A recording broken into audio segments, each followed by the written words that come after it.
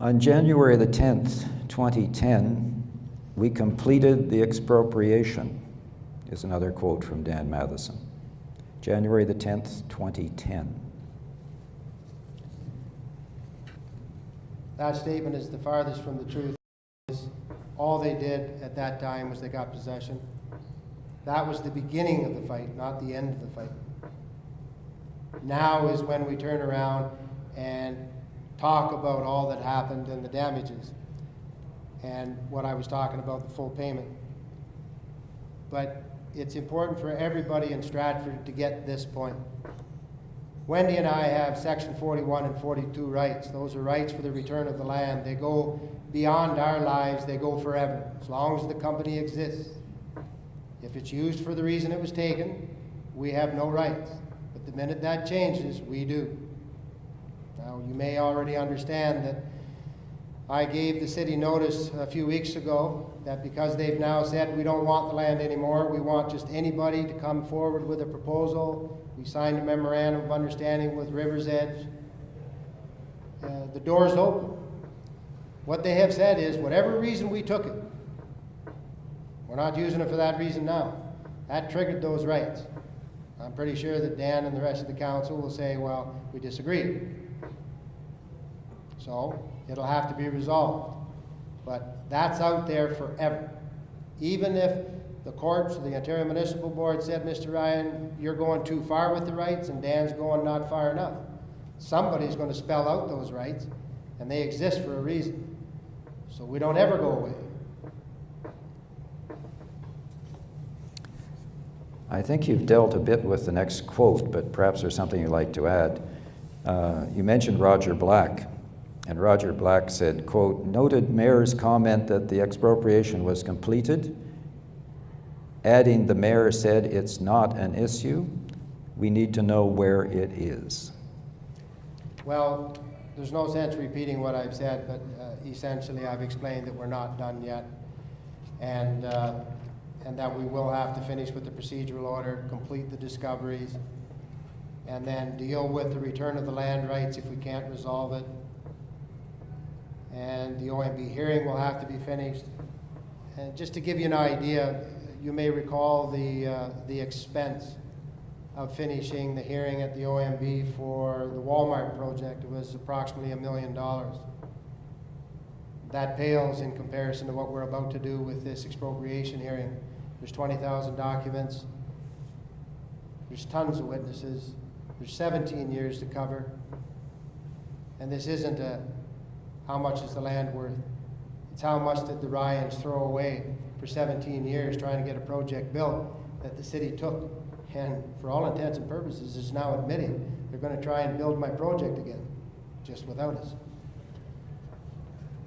And then after that, any matter that was not covered by expropriation goes back to Superior Court under the city's original 2002 action to be finished. Which is a nice lead-in to a quote from Keith Culleton. Get the issue out of the courts, ask citizens, dig in and get going. Well, Wendy and I are prepared to sit down with the citizens of Stratford and do just that. You're paying the bill and we're receiving the money.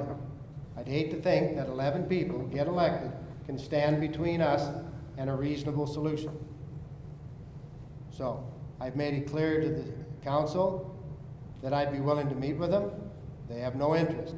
I'm going to go one step further and direct my solicitors to try and set up such a meeting. But to be honest, it'll be just a heck of a lot quicker if the citizens create their own committee and sit with Wendy and I, and let's make a deal that satisfies everyone. And then we get we'll get the matter dealt with.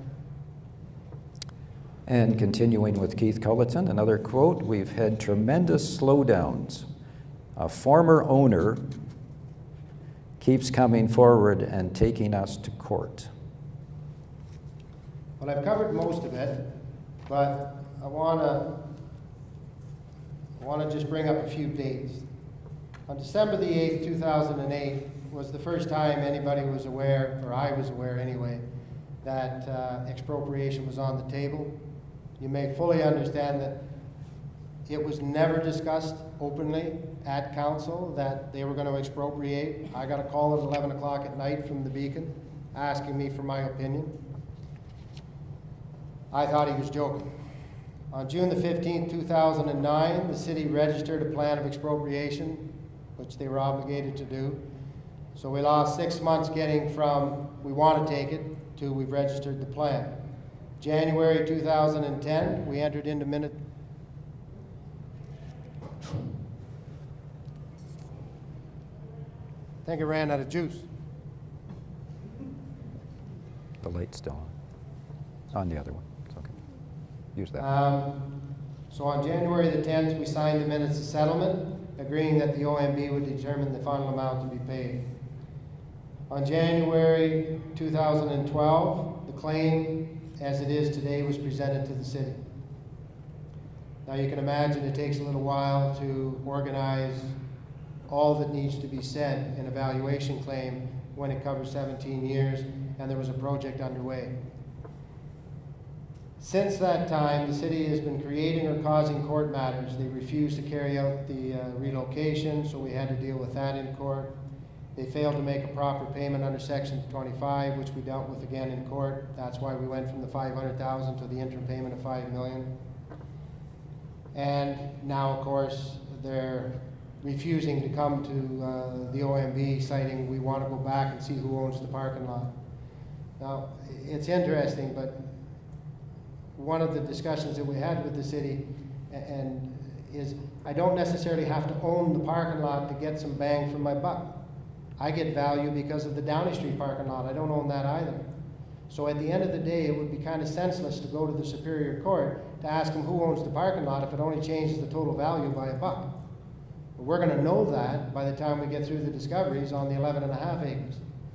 And it's a fact that municipal parking lots, which it was at the time we owned, whether I owned it or not, it was a municipal parking lot.